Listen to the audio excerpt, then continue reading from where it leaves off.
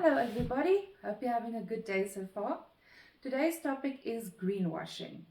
Now, it has become a term that is being known better and better as the years are going on. Basically, greenwashing is when a company claims to be more sustainable in their actions or the products that they sell than they actually are. So they're basically BSing their consumers.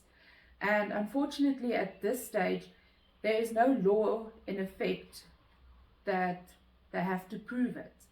So they can slap on a sticker, say that 90% of this product has been recycled, and you just have to believe them. There's no evidence to the contrary, so that's it. A couple of years ago, VW brought out a range of cars that were diesel fueled, and they said they were a lot more environmentally friendly, carbon footprint was less. At the end of the day, it came out that they were modifying the software on those cars. And it became known as Dieselgate because it was the biggest greenwashing scandal that pretty much ever came out of the stories so far that we've had. It was actually ridiculous how bad it was, and there was fines of millions and millions that ended up needing to be paid. Okay, this is a photo I've taken off a website of a very well-known South African company, which I will not mention because I do not want to be sued. So none of the companies I am criticizing will be named. Now, this company makes statements that they reuse, recycle, they promote growth for the community, they lessen their carbon footprint. But again, they just make these statements. And when you go into the stores as well, there's statements all over the walls. They like slapping things on the produce, but there's very little to back it up. So you can make up your mind. Keep in mind that knowing all this, they do make the prices a little bit higher in order to fool the masses. This is a popular South African clothing brand that has now started claiming that they are using recycled materials and also water-friendly garments. Now, with the water-friendly, it means that they are using less water than the average garment would take, and by using recycled fibers in order to make their clothing. Again, there's no regulations. It is just a claim that they put on their clothing to make people feel better in buying it. There's no proof of them doing it. It is just a bold statement, and people do fall for it. Now, the EU has started with a program to test companies to prove their claims. But this is not going to be an overnight thing. This is going to take a while. I'm assuming that they're starting with the larger companies and go from there. But like I said, it's going to take a while. What you can do in the meantime is start supporting your smaller businesses, your local shops. Go to farmers markets, for example. You know where the fruit and veg came from, and the meat in some cases, or eggs, or whatever it is you eat, and you sell it, they sell it, and you buy directly from the farmer with no middleman in between. Of course, there could be corruption in there as well, but there's a lot less chance that they are lying about it.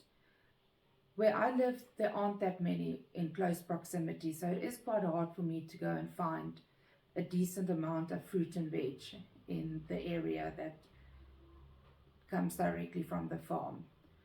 So also there's other small businesses. There's a clothing shop I really love that sells tie-dye clothing that they make themselves and sell.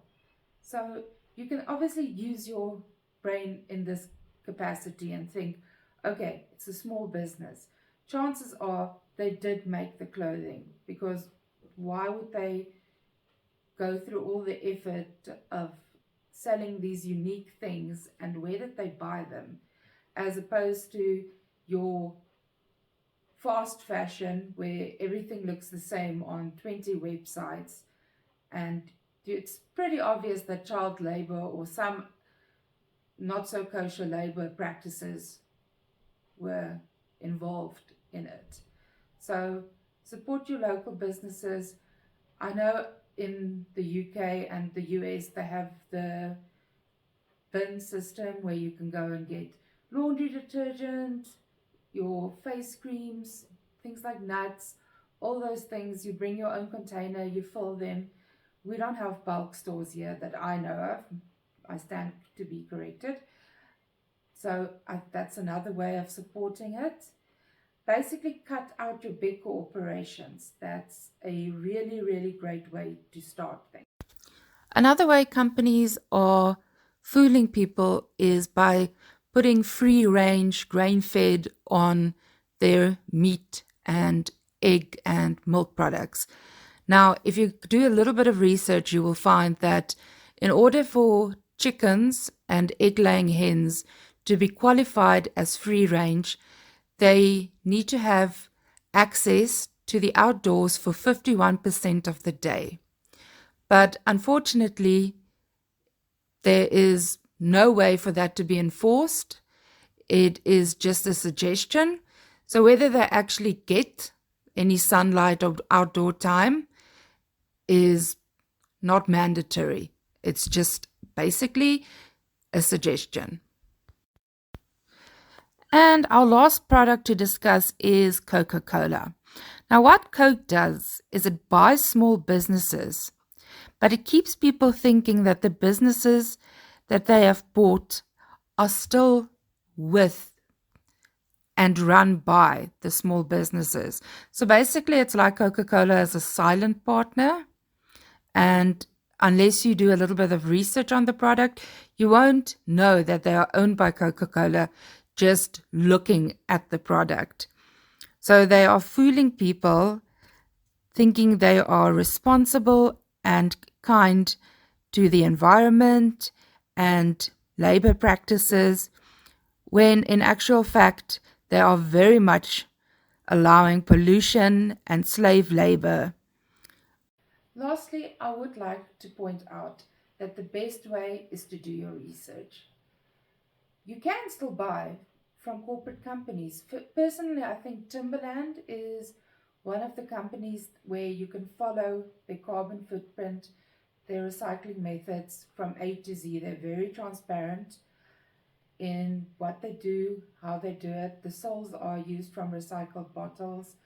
The leather is reused. There's quite a lot of things, and if you go onto their website as well, you can trace a lot of stuff. This is just one that I personally know of. So there are big corporations that are legitimately trying to make a difference, but it's up to you to do the research. And that's basically the end of it. If you believe all the claims that these companies are making, I know Temu, for example, has this little tree thing on the site saying how much water they've saved making it. I mean, really, like with everything else going on with that website, you're really going to believe a little tree sticker on it? Okay.